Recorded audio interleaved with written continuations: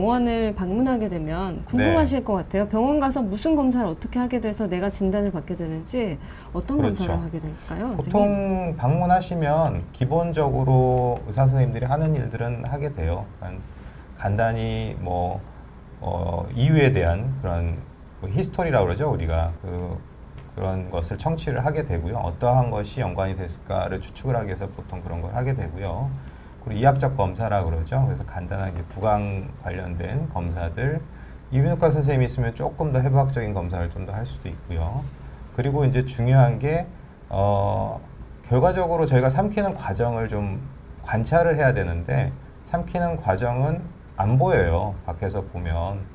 그래서 이제 사례가 들긴 하지만 그게 정도가 어떤지 원인이 왜 그렇게 생기는지를 알기가 어렵기 때문에 그 안을 들여다보는 그런 검사가 필요합니다. 이제 거기에 대표적으로 저희가 시행하는 게 한 두 가지가 되거든요. 그중에 이제 제일 많이 시행하는 게 투시라고 해서 그 엑스레이를 이렇게 투과를 시키는 거죠. 그래서 삼키는 과정을 그대로 볼 수 있습니다. 그게 아까 제가 보여드렸던 그 영상에서 보여드린 게 바로 투시를 이용한 방법이어서 저희가 보통 비디오 투시 연화 검사라고 얘기를 합니다. 사실 그 과정이 그냥 단순하게 먹는 과정만 보는 건 아니고요. 말씀드린 것처럼 어떤 이유, 원인이라고 조금 얘기하기는 좀 그렇지만 이유를 파악을 하고 결과적으로 그 이유를 해결할 수 있는 방법들을 찾을 수가 있거든요. 검사를 통해서. 그래서 그러한 검사가 이제 주가 되고요. 이제 또 한편으로는 이제 오늘 보여드리진 않았지만 앞으로 저희 시리즈에서 많이 다루게 될 텐데요. 이비인후과 가시면 많이 하시는 거 있죠. 이렇게 코 안으로 넣어가지고 보는 내시경이 있어요. 그 내시경을 통해서 삼키는 과정을 또 볼 수가 있습니다.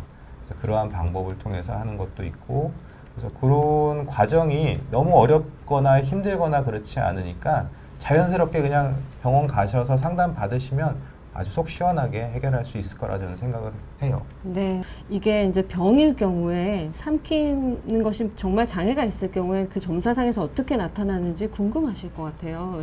검사하는 거를 이제 많이 궁금해 하시는데, 되게 간단합니다. 수면으로 하는 것도 아니고요. 그냥 앉아서 평상시처럼 편하게 먹는 거거든요. 그래서 먹는 검사 한다고 그러면 내시경 가서 이제 수면으로 하고 그런 거에 대한 기억들이 많으셔서 걱정을 많이 하시는데, 그냥 간단하게 기계 앞에 앉아서 저희가 이제 드리는 음식으로 드리면 되고요. 그렇죠. 아마 병원에서 하는 검사 중에 제일 편한 검사고 제일 편한, 그쵸? 제일 좋지 않나요? 맛있는 것도 드리는데 네. 검사할 때. 그래서 이제 조영제를 드리는데, 이제 이분 같은 경우는 이제 환자분이시고요. 아시는 것처럼 목에 이제 그 관이 있는 걸 보실 수가 있습니다. 그러니까 굉장히 상태가 안 좋으신 어르신들이나 환자여도 검사를 안전하게 할 수 있고요. 보면 뭔가 아래로 이렇게 흘러내려가는 게 보이실 텐데, 너무 많이 넘어가네. 너무 많이 넘어가죠. 그래서 네. 이런 거를 이제 검사 통해서 확인할 수가 있고, 보면 저희가 저 정도 사례가 걸리면 격하게 기침을 해야 되잖아요. 기침을 하면서 뱉어내거나 해야 되는데 보면 거의 기침을 하는 신용이 없습니다.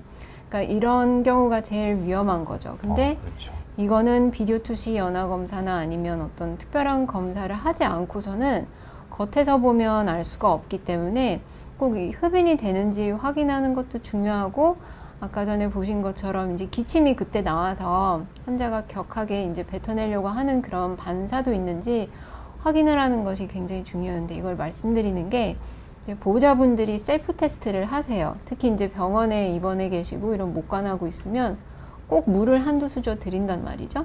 환자 기침을 안 하고 너무 잘 드신대요. 근데 실제로 와서 보면 검사를 해보면 아까 전처럼 이렇게 아래로 내려가는 경우가 많기 때문에 꼭 검사를 통해서, 검사 굉장히 간단하고 안전합니다. 그래서 검사를 통해서 먼저 확인한 다음에 그 다음에 이제 먹이는 걸로 가도 될지 고려를 해봐도 될 것 같고요. 두 번째 케이스도 이제 아까 전이랑 좀 다른데요. 이분 같은 경우에는 넘기려고 하는데 목에 걸리면서 내려가지지가 않죠. 그래서 이분도 아까 전 환자랑 조금 다른 양상의 연화 장애이긴 하지만 이제 조금 그 양상이 다르지만 어떻게 다른지는 겉에서 보면 알 수가 없고요.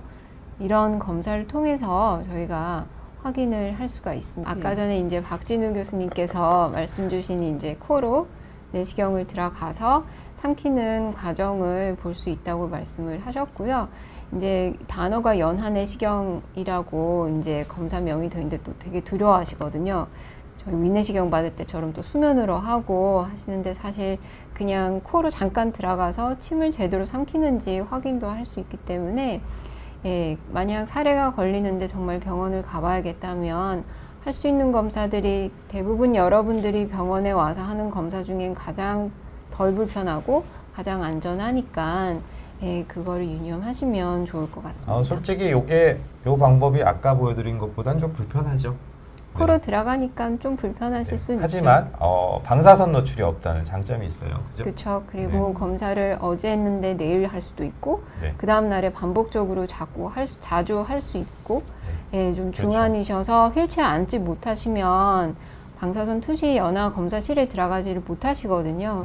근데 그 휠체어에 앉아있지 못하고 누워만 계시는 분들은 연화 내시경으로 검사를 쉽게 할 수 있습니다. 맞아요. 다 장단점이 있어서 오시자마자 저 이거 검사하려고 하시는 게 아니라 그거는 다 전문의가 직접 보면서 환자한테 제일 적합한 검사를 안내를 해주실 겁니다.